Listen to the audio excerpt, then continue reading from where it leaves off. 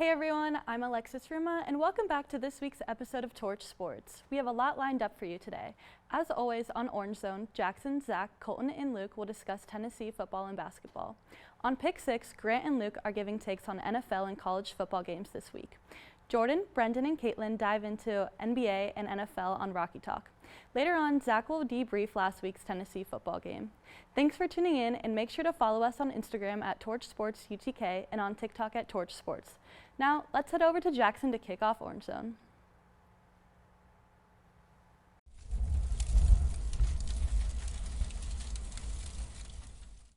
Hello everyone and welcome to the Orange Zone. I'm your host Jackson Schock alongside Zach Pelfrey, Luca Tal, and Colton Pennington. Let's jump in. The Vols traveled to Missouri last Saturday to take on the Tigers for second place in the SEC East.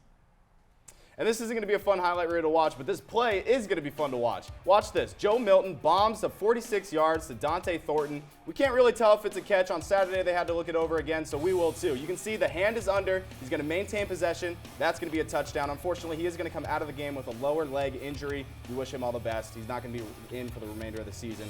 And from here, it's all Mizzou. Cody Schrader, the last into the end zone. That puts them up. And now Joe Milton's got a chance to take the lead before the end of the half. He gets it down, and there's a fumble. 20 seconds left. Mizzou gets possession, and they're going to end up taking it into field goal range and take the lead 13-7 going into the half. Not the best way to start the game for the Vols, and it really just gets worse. Back to Mizzou. Cook's going to use his legs, walk into the end zone. We saw a lot of that. It seemed the Vols would get a lot of good chances, and then it would just turn into him running. But, hey, we heard on Halloween episode, Luther's really good, Luther Burden, and we watch it here. Touchdown. Not pretty. Last chance. Miracle. Tennessee looking for something. Joe drops back, and it's just thrown pick six. That's hard to watch. Basically triple coverage, and that's going to wrap it up for Tennessee. So we saw really ugly game. 7 points in an hour of football. I turned off the game early because I was frustrated after the little helmet fumble we got to see. What the heck happened? I'll tell you what, their coach said it best. They kicked our ass. We were only able to rush for about 83 yards, which last week I said we needed to rush for about 200 to win this game. You know who could rush? Cody Schrader rushed for over 200 yards. Not to mention our defense gave up 275 yards. That didn't help us. Nope. Yeah, I mean, you mentioned Cody Schrader did it on the ground. He also had a bunch of receiving yards, too. He had 116 receiving yards, I believe, in addition to the over 200 rushing. I mean, he got it done. He almost had as many yards as our entire offense did the entire game. So that's kind of hard to stop. We didn't have any solution for him. Hard to win a game like that, yeah. Oh, yeah. I mean, we both mentioned Cody Schrader, but he's definitely the story here. I mean, he's the first player in SEC history to have 200 rushing yards in a game and 100 receiving yards in the same game. I mean, that's just ridiculous. I mean, it's seriously one of the best rushing performances in the history of college football. And, I mean, our running defense has been good the entire year. And to have that kind of performance against a guy who played 4 years of Division II football as well just wasn't good. But also, I thought Joe Milton wasn't awful. I mean, obviously until that pick in the fourth quarter that was a really, really terrible pass. Yep. But he wasn't terrible, but we just had some costly turnovers at the wrong times. You know, that helmet fumble was just, I mean, how often is that going to happen? And then Jalen Wright's fumble at the end of the half. I mean, if we go down there and score, we take the lead. Yep. So, I mean, and then the second half, it just fell apart. But I mean, this is one of the worst performances we've seen from Tennessee in a really long time. Reminds me a lot of the South Carolina game from last year. But, yeah, we'll see what happens this Saturday, but I don't have a lot of confidence. Speaking of Saturday, we got number 1 Georgia rolling into town, 3 o'clock prime time, 3:30 prime time. I mean, I'm going to kind of sugarcoat it. It's not going to be pretty. We're going to go straight to picks so we can talk about other things and kind of try not to be depressed for a little bit. I got Georgia. I was told if you don't have anything nice to say, you don't say it. So I have Georgia. That's all I'm going to say. Zach, who you got? So there's two sides to me. There's the fan and then there's the analyst side. The fan in me says, hey, Georgia hasn't played well on the road this year. I mean, when they went to Vandy, they only scored 37 points and Vandy scored 20. I think the atmosphere is going to play a huge factor. Plus, Dolly Parton being there is going to play a huge factor. Hopefully. But the analyst in me just says the spread's 10, which I think is probably about right. Georgia is clicking in the right time of the year, and we are not. So give me Georgia. Colton. Yeah, I mean, Dolly Parton, I don't think she can play cornerback. I don't think she can play quarterback. So I'm not sure how much of an impact she will have on the field. But I do think that the atmosphere is going to be really good, but there's just too big of a gap between these two teams. And we could have the rowdiest atmosphere in the world, and it's not going to stop Georgia from just being the better team flat out. 34-17 is my pick, but we could keep it close. I mean, you never know what's going to happen. You mentioned Georgia's struggles on the road this year, but I do think Georgia's going to get this win pretty handily. Dolly, we're happy you're coming, but not a very good quarterback. Good, well played. Yeah, I mean, I agree with you both. I think the only saving grace for the Vols here is the fact that it's being played in Neyland. But I mean, I don't think this is going to be a close game. I think Georgia's going to win 42-20. Well, now that's over, let's have some fun. Let's talk about the college football playoff. Obviously, it's starting to get closer. We got a few weeks until we get to that time. Who do you guys like? Who's your favorites? Who do you want to see succeed? Who do you think is going to succeed? Let's start with you. You know, I've been extremely impressed with Michigan this entire year. I feel like they've been the most solid team in college football. I feel like they have the deepest team in college football, and I feel like they are going to be the favorites going into the college football playoffs. I feel like they're a lock, in my opinion, for the college football playoffs. They got a tough matchup with Ohio State coming up. I think they come out on top on that and lock themselves in for the playoffs. And I mean, you just can't overlook the offensive power they have and the defensive power. I mean, how many points have they let up this season? Yeah. Barely any, right? You don't see that from a team, and you could argue that their schedule isn't the toughest. It's arguably one of the easiest, and or it is one of the easiest. Yep. But you can't overlook the depth that they have on that team. Even without Jim Harbaugh, I still feel like they get it done. How do you think that the lack of Harbaugh? I mean, we saw today he's going to accept his 3 games. How do you think that's going to affect the team, especially when they play? I mean, fortunately the game is home. Fortunately for them, Michigan is home in the game. How do you think it's going to play a factor? I think they're a good enough team where it doesn't matter. I mean, when you look at dominant programs, you can tell that they can kind of coach themselves. Obviously he's a great coach, and he's fits really well with the program. But I think they've done enough this season to set themselves up where they have a good enough team to go out and win games. Without him, I feel like they're going to show that. Colton? Yeah, I mean, I talked about Michigan a few weeks ago and how good I thought they were, but I wasn't too impressed with them against Penn State, especially in the second half. I mean, Penn State kind of kept that game close the entire time, and I don't think Penn State's that good. I mean, they haven't played a great schedule either, and Ohio State beat them pretty bad. But I talked about Georgia and how I thought they were overrated, but that game this weekend kind of changed my mind. I mean, 52-17 against Ole Miss, and Ole Miss is not a bad team. No. I think Ladd McConkey and Brock Bowers being back is going to help them even more. I think this is probably the toughest matchup they have, obviously in the regular season, is this game coming up this Saturday. And I think the SC Championship game is going to be big for them because I really like how Alabama's playing too. Jalen Milroe this week had 6 touchdowns. The first Alabama quarterback to have 3 passing touchdowns, 3 rushing touchdowns in the same game. He's playing way better. Their whole team is playing way better. And I think if Alabama can win the SC Championship and make it in there over Georgia, I think they have a shot to win the whole thing too. I give it to one of those 2 teams. Alabama as a dark horse, essentially. I mean, you see if they beat Georgia, they're a contender. They've one loss. I mean, they got a good chance. Zach, who do you think? Who do you like for the College Football Playoff Championship? Well, just to mention on what you said on Michigan, it's easy to win games when you know everybody's plays. There it is. But I like Washington, but I also do like Alabama. I think they're a dark horse. I think with a few things here and there that they could make it in. But Washington is my pick. I would like to see them sneak in because I think whoever loses between Michigan and Ohio State will open up that spot for Washington. I'd like to see it. I'd like to see someone new in there. Mm-hmm. Washington made the first college playoff, I believe, second. So, they were in there early. Well, the four-player format, 4-team format is going to be at the end this year. So we'll see what happens. But that's going to be all the time for us in the first half of Orange Zone. But stick with us because when we return, we're going to be covering the Lady Vols' early season hiccups and the men's team's upcoming trip to Hawaii. In the meantime, we're going to send it over to Luke and Grant for Pick 6, and we'll see you back here. See you soon.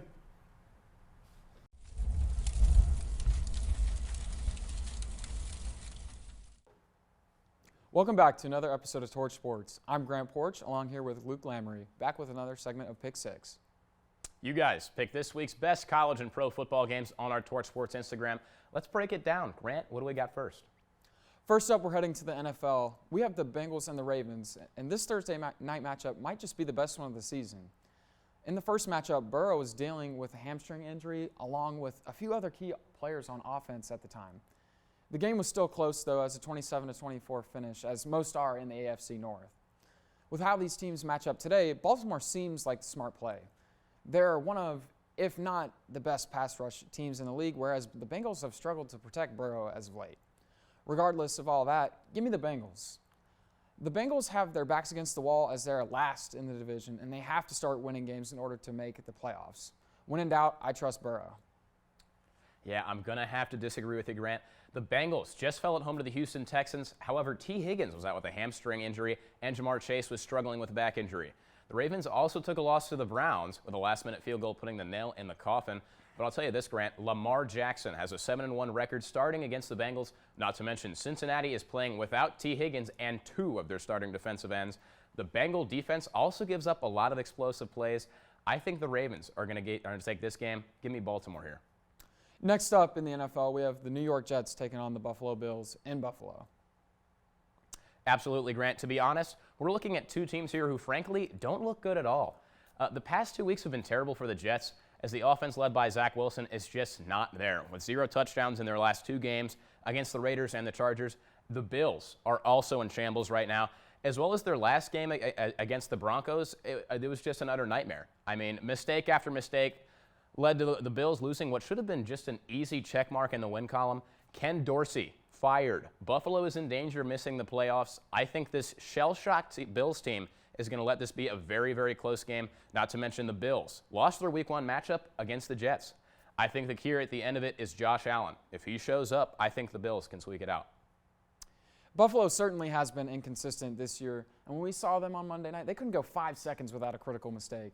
With all that, they still almost beat the Broncos. I'm not sure if that means the Broncos are just that bad or the Bills are actually good and would have beaten them badly without those kind of mistakes.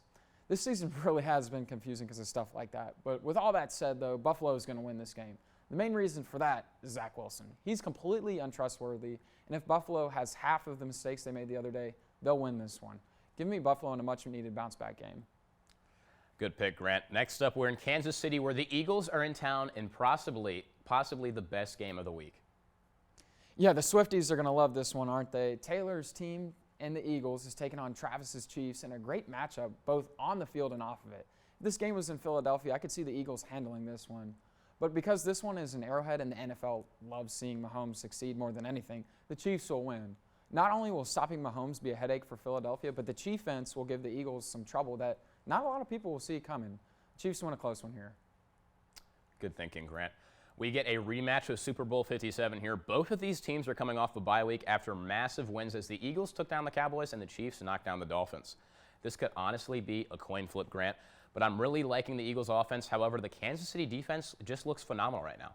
The Eagles are very well-rounded on defense right now, but I don't think you can outplay Patrick Mahomes and the Chiefs receivers in Arrowhead. I got to give it to the Chiefs in a very close matchup. Next up, we're going to move over to college football, where we have Washington taking on Oregon State in Reser Stadium. Yeah, Grant, the Washington Huskies are coming into this game with a 10-0 record, while Oregon State, they have 2 losses. They just look like an absolute unit this season. And I'm going to be honest with you, the Beavers' defense are going to have to take on Michael Penix Jr., a Heisman frontrunner. While Oregon State has DJ Uiagalelei taking snaps. I tried. I don't know if I could do that one. He's thrown the ball well. But it's been running back Damian Martinez doing the most of the work on offense this year. With Washington allowing 143 yards per game on the ground, I have a feeling Oregon State has the caliber for an upset here. If Michael Penix does not show up, there's going to be a problem. I'm going to pick Oregon State for the upset here. Man, wouldn't that upset shake things up? I mean, not only would that have an impact on the college football playoff race, but it would also impact the Heisman race. Beyond that, a Washington loss will give the losing team in the Pac-12 championship, likely between Oregon and Washington, no room to lose if they want to make the playoff. All that said, Washington is going to pull off the road upset. As undefeated and higher-ranked team, this shouldn't be an upset, but however, Vegas actually has Oregon State favored. They know what they're talking about. It's normally crazy to fade them, but I'm going to do that here. When I was researching this game, everyone was picking Oregon State. That normally means the other team is going to win, given that it's 2 good teams playing each other. That other team has Michael Penix Jr. He's well within the Heisman race for a reason, and he'll make another push towards the trophy with a win here. Beyond that, Washington is a team that's normally never in the top 5, so I'd like to see that continue. Give me Washington. Good pick, Grant. Next up, we got Utah at Arizona playing in Tucson. What do you got? Well, now that Arizona is getting good, you know this college football season is getting crazy. The Wildcats are red hot right now playing against Utah, and that's never easy. Just ask Florida. You could also ask Washington about that one, though. Utah had the lead over the Huskies at half and fought hard in the second half, but ultimately came up short. Utah, even with key injuries, is still an extremely well-coached and solid team all around. And for that matter, if you get into a shootout, they can play that game. If you get into a slugfest, they can play that game too. With that, Utah shows Arizona why they're more of a basketball school in this one. I got you, Grant. Arizona, you're absolutely right. On a hot streak right now, winning 4 straight, and Utah is looking to avoid losing 2 in a row. Arizona has the advantage at quarterback, in my opinion, with Jaden DeLora and other skill positions on offense. However, the Utes' defense is stellar, only giving up 17.9 points per game and ranked 3rd in sacks. I think this is going to be a very close game, but even with the Utes' impressive defense, I don't see them stopping red-hot Arizona here. Give me the Wildcats. Finally, the big one. We have Georgia making the trek into Neyland Stadium to play against our own Tennessee Vols. Yeah, Grant, Neyland is going to be rocking this weekend. The Bulldogs are coming off a tear against the Ole Miss Rebels, and despite the Volunteers' loss to Missouri, Tennessee still stands a fair chance against Georgia. The Bulldogs are top 10 in both offense and defense, scoring 40 points per game behind quarterback Carson Beck. However, Georgia is much, much different on the road, and I firmly believe Neyland Stadium will stun the Bulldogs when they show up here. A lot has to be working Saturday, but surely after a bad beat against Missouri, the Vols have trained hard. If Joe can hit his passes this game and the run game can get into their groove that they usually get into, I think we have a shot. I'm going to give it to the Vols in just a very, very close game, Grant. Yeah, you made some good points about Georgia being a different team away from Athens. I mean, they struggled with Auburn in a big way early into Hugh Freeze's tenure. On that note, Georgia was a different team back then, or were they? Did Auburn, who does have a great home environment, use home field advantage to their advantage so much that they played the back-to-back champions down to the wire? Either that will make things interesting because Georgia hasn't played a road game of this magnitude in a while. With that said, as much as I hate to say it, Georgia will win this game. Tennessee, while one of the best home environments in the country, you can only use the crowd so much. You have to be able to line up across from the man next to you and be capable of beating him for 4 quarters. I just don't see that happening. If Missouri had their way in the running game and time of possession, Georgia is more than capable of following that same blueprint. To make things worse for the Vols, Brock Bowers is back for the Dogs. I don't see Tennessee being able to stop Georgia, and I don't see Joe Milton having much success against their defense. All that said, if we win, I will be storming the field with as much joy as the next guy. Unfortunately, Dogs find a comfortable amount here. That'll do it for us here at Pick 6. We're going to send it over to our sportscast. Thank you so much for tuning in.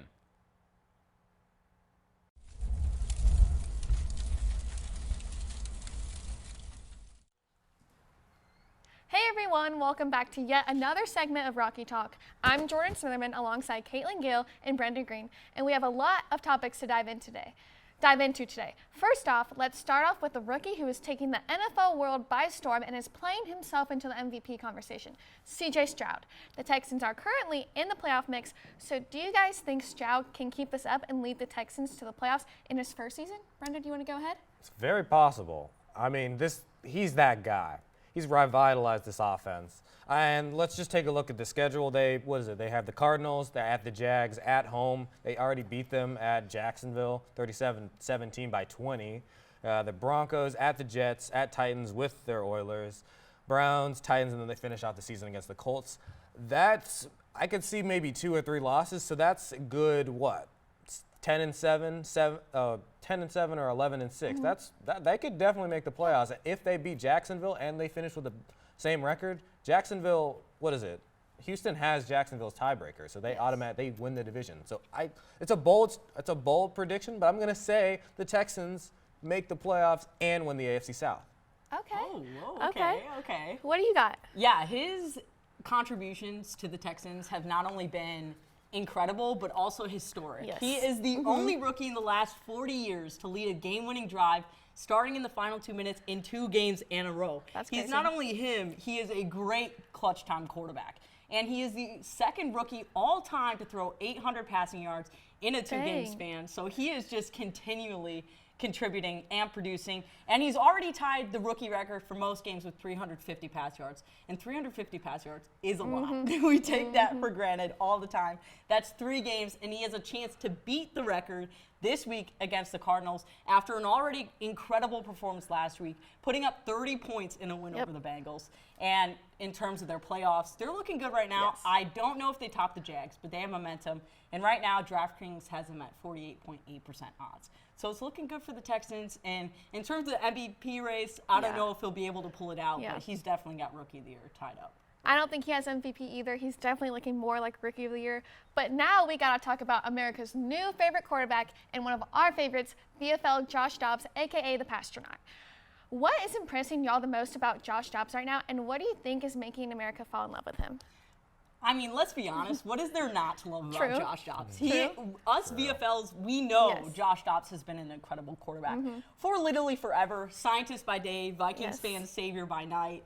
And he has revived the Vikings' playoff hopes. I mean, I remember sitting here the first few weeks and you're like, the Vikings, it's just over. Yep. It's over, but now they're back in the talks and they have the heart of the nation around them right now without Justin Jefferson or Kirk Cousins. And I would have never seen that coming. Crazy. But Josh Dobbs, his stats back him up. He has completed 67.2% of his 64 pass attempts in Minnesota. And in 2 games, he has 426 yards, 3 throwing touchdowns, 0 interceptions, 110 rush yards, and 2 touchdowns. And this is my favorite meme. Born too late for Tom Brady, too young for Joe Montana, but just in time for Josh Dobbs.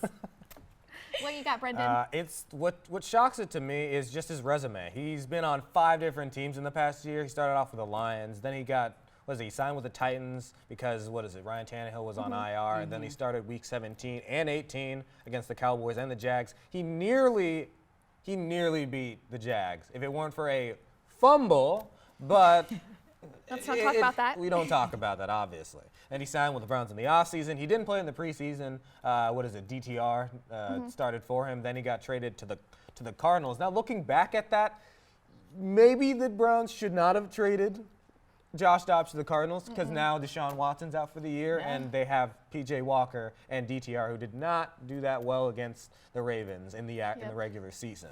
As a Cardinal, he wasn't even that bad. He did. In fact, he was really good. He beat the Cowboys. And there's a lot of highlights, just rushing highlights. He can throw, he can run. And Then he got traded to the Vikings for the trade dedeadline. Came in 5 days. He didn't even have first team reps. Yes. Yep. He came in for Jaron Hall, who had a concussion, led a comeback victory against the Falcons. And obviously, Vol legend, you know how this week we're going against Georgia. Last time we beat Georgia, you know who was the QB? Josh Dobbs. Hail Mary, Jawan Jennings. He's also obviously aerospace engineer. The thing about it is his ability to thrive in an offense that hasn't had that many reps that other QBs have had. Yep. The best thing is he's had, I've heard that he has had offseason reps with his tight end, T.J. Hawkinson. And yeah, that's Josh. That's what's so incredible about Josh Dobbs' story this year. Yes. We knew Josh Dobbs has been good for a while, but I'm just glad everyone else is starting to finally experience it and see it. But now let's talk some NBA. Y'all's favorite teams are the Bucks and the Clippers, and we have been able to get a good early look at them through the in-season tournament. And that makes me wonder, which team has had the worst performance so far, the Bucks or the Clippers? You want to start off? Is this even a question? It's easily the Clippers. When we traded for James Harden, I wasn't much of a fan of the James Harden trade. I've seen what he's done on other teams. Gave up on the Rockets, got traded to the Nets, gave up on the Nets, got traded to the 76ers, and then basically gave up on the 76ers and then wanted to be a Los Angeles Clipper. We didn't trade for him in the offseason. We traded him like 5 games into the season. And look at us now. We're 3-7, 0-5 with James Harden. It has not worked at all. Because we have Russell Westbrook, Kawhi Leonard, Paul George, and it just hasn't worked because we have 2 ball-dominant players in Russell Westbrook and James Harden. We also gave up a ton of depth. We gave up Robert Covington, and Nick Batum, and Marcus Morris. I'm okay. I'm glad that Marcus Morris is gone, to be honest. We also don't have that much depth because we just now lost Mason Plumlee. We did sign, I forget who we signed, but we signed somebody off the Pacers. We had to play small ball, 2 nights ago against the Nuggets. Don't even get me started on that final shot. And we're even more screwed because if you're a Bucks fan, yeah, you have Giannis. He re-signed with the Bucks this season. If it doesn't work, if we miss the playoffs, we have a bad record. We have Russ, PG, Kawhi, and Harden will all be gone in the offseason. Yes, we're going to have a new stadium. It's going to be nice. But we have not 1, not 5, just 4. We have 4 first-round picks in the next 10 years. This is setting up to be an absolute disaster. And I really hope this works. We have, we play Houston tonight when this is being filmed, and then we have next few I think we play the Spurs twice, and we'll see how this goes. If anything, against the Nuggets we did look a little better, but this team is incredibly inconsistent and cursed. So I don't know. Yeah. I really don't. Caitlin, what are your thoughts? I think I might know what it is. Well, first of all, that sounds a lot worse than mine. I was going to come in and you were talking about star power. That's what the Bucks have all added and also lost. And a lot of people are talking about the disappointment of the Bucks right now. We are this far into the NBA season, and we have this far until the finals. Yep. Am I worried? No.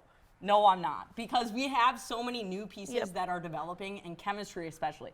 The one part is obviously first-year head coach Adrian Griffin. And this year's a little weird with the chemistry there because you have Giannis talking about how it's a partnership and Adrian Griffin talking about how he listens to players. So there's definitely a weird dynamic in that coach-player position because Adrian said sometimes the players do know better than him, and I do believe that, but I'm interested to see how that plays out. But talk about individual performances. Last night against the Raptors, Damian Lillard, 37 points, 13 assists, and he is the first ever player in Bucks history to score on and assist on 35 points in the same game. He has come in and broken already 2 Bucks records, so I'm feeling good about Dame.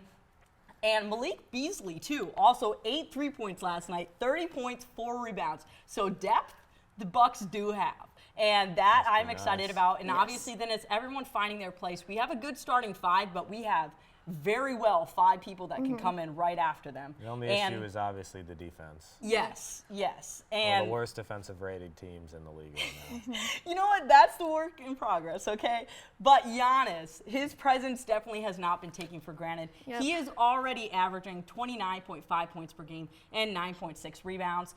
And not to mention his 54-point, 12-rebound game against the Pacers. And I say this on here a lot, but y'all, be patient. Be patient. Once again, we are this far. We have this far for Damian Lillard and Giannis Antetokounmpo to figure out their roles and develop. Hey, I don't want that NBA Cup, but give me that NBA Final. We got time. Yep, there's a lot of ball left. And that team's already been mathematically eliminated from the cup, so who Yep. knows? Okay, so lastly, we got to touch on all the incredible rookies across all sports right now who have been killing it. There's Victor Wembanyama in the NBA, Connor Bedard in the NHL, and as we mentioned earlier, CJ Stroud in the NFL. I know it's early in the season right now, but if you guys could pick a Rookie of the Year out of those 3 rookies, who do you pick? Do you want to start us off? Sure. Okay, this is going to be a lot coming from me. Number 1, I'm going to show some NHL love. And number 2, Chicago. This is the only time it's ever going to happen. All right, so speaking of franchise saviors before, Connor Bedard. A lot of people thought maybe this was a development, 2-3 years. No, he's coming in with a bang, and he is making contribution immediately. He is coming off 2 multi-goal games last week, 2 against the Panthers and 2 against the Lightnings. He has 7 goals in the last 6 games, and he leads NHL rookies with 13 points in 13 games. Dang. He has been absolutely incredible. And tonight, against the Lightning, Bedard has a chance to become the youngest player in NHL history to score multiple goals in 3 straight games, which is just incredible. And incredible for the city of Chicago. Not like I'd ever want anything incredible to happen there. 18, but wow. the Blackhawks, they had the 3rd worst record in the NHL last year. They won the draft lottery, but they won the jackpot with Connor Bedard, their first overall pick. And he is on pace to score 57 goals in his rookie season. That would set the 2nd of all time. So he's made incredible contributions. He's a young kid. And honestly, you love to see it. Yes, we do. What do you have, Brendan? I'm going to say CJ Stroud. He's been that guy. Honestly, he's been the best quarterback in the league. Let's just say that. He's better than Mahomes. I'm going to say that. Mahomes, Allen, Burrow, Hurts, even Tua, because guess what? Coming in hot. CJ has beaten teams over 500. He just beat the Bengals, and he beat he beat the Jags. He's 2nd in the league in passing. He has 15 touchdowns, 2 interceptions. He makes his receivers look like Pro Bowlers. His receivers are Nico Collins, Tank Dell, Noah Brown, with a slight hint of 35-year-old, with a slight, let me retake that. What's his name again? Robert Woods. Robert Woods, with a slight hint of 35-year-old Robert Woods. It's incredible. And he's on pace to, have 30 touchdowns and 2 interceptions. It's incredible. Wembanyama, you're great. Connor Bedard, you're also great. But I'm going to say, CJ, for rookie of every sport, everything. Okay. Nice. Hey, they're making their contributions in each league, so all Yep. of them are killing it. All of them, if we could, give each medal if they're doing great. Yes. Well, that will be it for us on this episode of Rocky Talk. Thank you guys for tuning in, and we'll see you next week.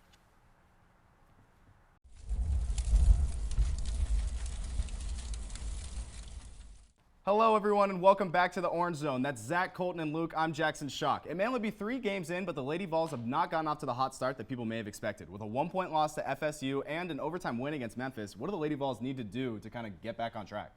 I think a lot of people blew that FSU game out of proportion. I mean, a lot of people were really upset that we lost that game, but you got to take it with a grain of salt. We were ranked, so were they. A lot of people just saw us as the higher seed and said, oh, they should win by a mile. But we knew that was going to be a close game. We talked about it here. That's going to be a tough one for the Vols to win, the Lady Vols to win. So I think you just got to kind of look past that one, and it makes their next matchup, their next ranked matchup, a little bit more important, just because they already have a ranked loss. So that makes them hopefully focus up a little bit more for the next one against Indiana. But I mean, I think you got to overlook that a little bit, and it's early in the season. There's a lot of season left to be played, and you can't focus too much on the negatives from that game. Absolutely.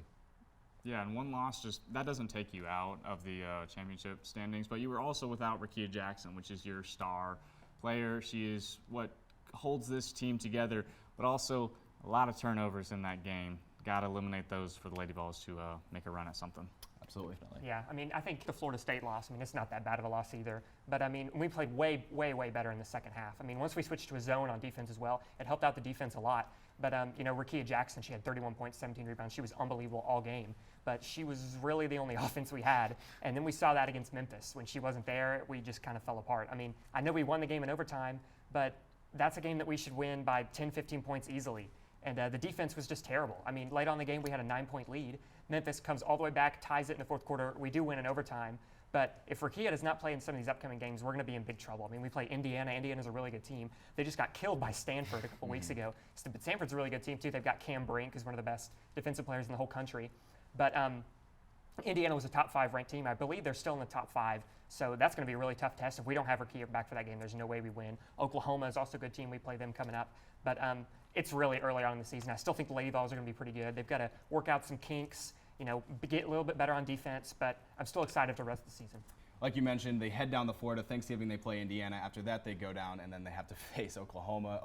After that, they go against OSU. So 3 tough ranked opponents, but a good opportunity for them to kind of prove themselves. Let's head down to Hawaii, where we're going to have the opportunity to see the Vols take on some good opponents. And we're going to take a look at this mess of a bracket. I apologize to what you're about to see, and we're going to try and go through it. Here's how we're going to do it. I'll kind of break it down like a weatherman. Each person's going to have a block. So we got Zach covering these 2 guys. Luke, you're going to cover these 2. I've got these guys. And then we got Marquette and UCLA covered by Colton. So let's start. Break us down what you think is going to happen in the Tennessee-Syracuse game. So I think it's going to be, I don't want to say a close game, but I think it'll be within 10 points. I think Syracuse is a mid-level team, but I think Tennessee has the edge in this game. We've seen Dalton Connect really light it up recently. And Vescovi has been starting to heat it up, so I think the more the offense starts to click, the more Tennessee starts to click. Give me Tennessee over Syracuse. There we go. All right, we're going to kind of speed this up. We've got a lot of games. So up next, Luke, who you got? Purdue, Gonzaga. I don't see a world where Purdue doesn't come out with the best record in this tournament. I mean, to me, they're just flat out the best team in college basketball right now. I know they're not ranked number 1, but to me, they are the top team. You got Zach Edey, who's averaging a double-double right now, and, I mean, he's just a monster, right? And they're a great shooting team. They can put up points, but they can also defend. And Gonzaga's a shooting team, too, but it's not the same caliber that you're going to see from Purdue, so I got Purdue winning this game. All right. I think this next game is going to be close. I'm going to be honest with you. Kansas versus Colorado. I don't see this being a dogfight. I got Kansas big. Yeah. Going into UCLA Marquette, I really like Marquette. I mean, they had a big win over Illinois this week. They were a ranked team. It was in Champaign. And Marquette returns 4 starters from the previous year. They won the Big East, was the 2 seed in the NCAA tournament. They got Tyler Kolek, who was the Big East Player of the Year, one of the best point guards in the whole country. In that Illinois game, he had 24 points, 6 rebounds, 4 assists. UCLA is a really funny team. When I was looking at these, it was really, really weird. They're really they got a lot of really good players last year, but they lost almost all of them. The only returning starter they have was their freshman center Adam Bona, who was the Pac-12 Rookie of the Year and was on the all-defensive team.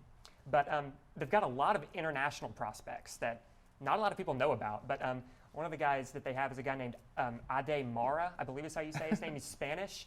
He's kind of like the college version of Nikola Jokic. Okay. 7'4", 250 pounds. He's a great passer, can score on all levels of the floor. But they're just a big question mark, and I'm really interested to see how they play in this tournament. But I have Marquette in this game. I do think with their starting, there's 4 starters coming back, I think they'll get this win pretty easily. Absolutely. All right, let's head back up top. We got Tennessee and Purdue. Now you're going to kind of defend the team you had earlier. Let's see what you guys got. Tennessee versus Purdue. Who wins? So I am going to pick Tennessee. I know people may say different, but I think the connection is really clicking right now. But a big factor is we're going to have to shut down Zach Edey. So Jonas Aidoo is going to have a big task on his hands. Absolutely. What you got for Purdue? Yeah, I mean, I'm going to piggyback off of that. I got Purdue winning this game for the reason that I think Zach Edey is going to overpower Aidoo. I mean, I've said it before on this show. He's got to have a good season this year for the Vols to score in the paint, and I just haven't seen that so far from him. In all the games so far, he hasn't been able to score. And I mean, I think Purdue overpowers Tennessee. It's not going to be a blowout, but I got Purdue in this one. All right, and we all did this together, so we got Tennessee heading down and Purdue going up. Let's go to the second block. We're going to take a look at Kansas versus Marquette. Who you guys got? Yeah, I like Marquette in this game, to be honest. I know Kansas is the #1 team in the country. They played Kentucky a couple nights ago. It was a really close game, and Kentucky is without their 3 centers, so they don't have any bigs at all. And it was a really close game. Hunter Dickinson, one of the best players in the country, 27 points, 21 rebounds in that game. But like I said, I mean, when you don't have a center, I mean, it's pretty easy to get all the rebounds and score all the points. But like I said, I like Marquette in this game. I thought it was funny that in the Kansas-Kentucky game, their point guard, DeJuan Harris, he's a fifth-year senior. He's averaged less than 10 points every single year, but he's one of the best point guards in the country, great passer. In this game, in the game against Kentucky, he scored a career-high 23 points. In the first 2 games of the season, he averaged 1 point. He scored 2 points in the first game, 0 points in the second game, 23 points in the third game. Wow. I do not think that's going to happen in this game against Marquette. And I really like Marquette's team. Like I mentioned, Tyler Kolek, Cam Jones, another great player. Oso Ighodaro, another great player for Marquette. All 3 of those guys were Big East players last year. They all returned. I like Marquette in this game. I know I'm supposed to defend Kansas, but I really can't disagree with that. I think they're a little overranked right now. Give me Marquette. But let's head over to the top left. We got Syracuse. We got Gonzaga. What do we think? Yeah, I mean, like I said earlier, Gonzaga is a shooting team. I believe they have 3 guys that are averaging over 15 points right now. It's pretty good from the scoring side of things. So I think they overpower Syracuse on this one. I'm taking Gonzaga. I think that's fair. Syracuse? Yeah, I mean, I know I'm supposed to defend Syracuse, but it's hard to disagree. It's but pretty Gonzaga obvious. is Gonzaga. You can't really disagree from that, so I'm going to pick Gonzaga. Fortunately, this is not a March Madness tournament, so they have a chance at winning. Let's move on. What do we got next? Oh, we're going to head down to, okay, do we really need to mention this one? UCLA, I think UCLA is going to take this one. We're going to move on to our champion who I accidentally just leaked. We got Purdue, we got Marquette. This could be a good game. What do you guys think? It's going to be a really good game. I see this matchup being the best game in the bracket right now. I mean, I mentioned Zach Edey for Purdue, but I didn't mention Braden Smith, who is also almost averaging a double-double. He's got 11.7 points, 8.3 assists, and 6 rebounds. So he's having himself a year right now as well. I just think Purdue's too deep to be beaten right now. And, I mean, I got Purdue winning this game. Marquette? Yeah, I do think Marquette's going to keep this one close, but Zach Edey's just too much for almost any team in the country. I mean, flat out, he's by far the best player in the country, and I think it's going to be him that has Marquette. But like Purdue returned all 5 starters from last year, and they were consistently one of the top 5 teams in the whole country. I know they lost in the first round of the NCAA tournament, but that doesn't change the fact that coming into this year, when you're one of the best teams in the country, you return all 5 starters, including a lot of them being underclassmen. You talked about Braden Smith. He was a freshman last year. He started off great this season. I like Purdue in this matchup against Marquette for sure. Oh, to be tall, right? Yeah. Tennessee, Kansas, what do we think? This should be a good one. So this is going to be a blue bloods versus a new blood. I feel like Tennessee is kind of right now they're in the spot where they could be a good powerhouse in basketball. I'm going to take Tennessee just for the fact that I think the connection will work, and I think that Aidoo and Vescovi will start to really get the offense clicking. So it's kind of the same thing I said against Purdue, but I really think that Tennessee's got a shot. I got to defend Kansas here, and I think I will. I think you look at the bigs, I think it's going to be the biggest test for Tennessee so far. I mean, defensively, they're going to really need to step up, but I don't see them really getting blown out. I don't even see them losing in some scenarios, thinking it can go either way. I actually don't remember what we picked for this one. We got so Tennessee, hopefully. I mean, seriously. But let's move on. We got our top left. We got Gonzaga. We got UCLA. Another good matchup out west. What do you guys think? I mean, I got to defend Gonzaga, but I don't know if I can here. Like you said, UCLA's got a couple guys overseas that should be playing well, and Gonzaga. I've said it. I'm repeating myself, but they're a shooting team. But I just don't think it's enough in this matchup to take the win. Yeah, I do like UCLA in this matchup too, actually. Gonzaga, they have a lot of success, but I think this is the weakest Gonzaga team we've seen in a really long time. No Drew Timme, no Julian Strother, and one of their big impact transfers they had, Steele Venters from Eastern Washington, was one of the best transfers in the entire country. It was a big get for Gonzaga to get him, and he gets hurt in the first game. He's out for the whole year. So their leading scorer right now is a freshman named Braden Huff. They've got a lot of other guys, but I like UCLA in this matchup. They do still, like I said, they're a big question mark. I don't know much about their roster. A lot of people don't. It's all freshmen. A lot of guys that didn't play a lot of minutes last year. But I like Mick Cronin as a coach. He's been successful in tournaments like this before. So I'm going to go with UCLA here. All right, and to round it out, anybody want to give their pick? Syracuse versus I don't even know if I can pronounce that. Do you want to try this? Chaminade, baby. Are we overlooking the home court advantage? Hey, you know what? Happy for them. They're hosting it. But that's all the time we're going to have here for week 9 of the Orange Zone. Thank you so much for watching. For Zach, Colton, Luke, and Jackson, thanks for watching, dude. We got what? We don't have many left in this semester. We're going to be off next week because of the holiday. That being said, if you're traveling, stay safe. Have a wonderful Thanksgiving. And we're going to see you right back here in 2 weeks.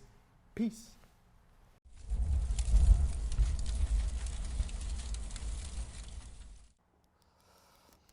Welcome back to the Sportscast. I'm Zach Pelfrey. Today we're going through the Missouri versus Tennessee game. And if I could summarize this game in one word, it's pathetic. Let's be real. It was a piss-poor performance by the Vols. I've never seen anything like this. Least points scored in the Josh Heupel era, okay? We only put up 7 points. You know what team that puts up 7 points? Vanderbilt. I can't even compare Tennessee to Vanderbilt because Vanderbilt did a better job against Missouri than we did. Hell, every team in Tennessee put up a better job than Tennessee did, which is kind of ironic considering we are the best team in Tennessee. Now, their coach at the end of that game said, "We kicked their ass." Yeah, you sure as hell kicked their ass. That was a great performance by you, Missouri. Now, before I get into the stats of this game, I want to wish Dante Thornton a speedy recovery. That injury was horrific, but congratulations on your first touchdown catch.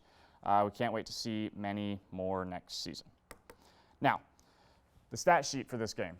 83 rushing yards. We just stop right there. 83 rushing yards. For a team that's primarily in rushing, that is pathetic. And I get it. We lost, blah, blah, blah, whatever.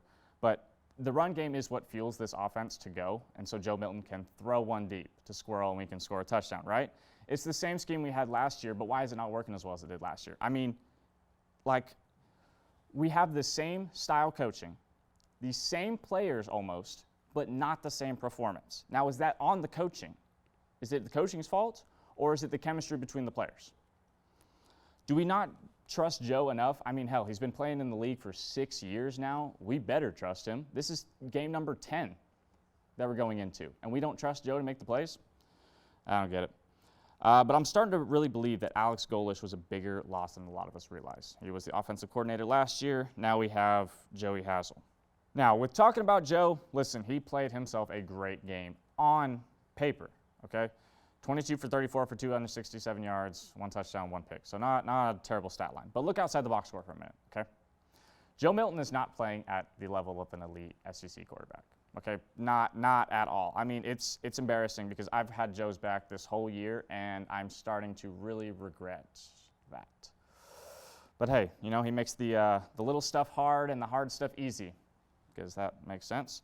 And throwing a check down pass, 8 yards at 1,000 miles per hour, because that makes sense.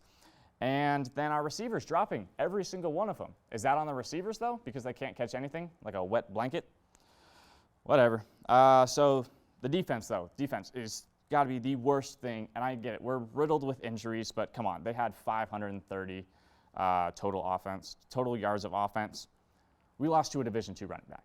Now, whoever said that was a Division II running back, their scouting job needs to be gone immediately. He is not a Division II running back. He is good.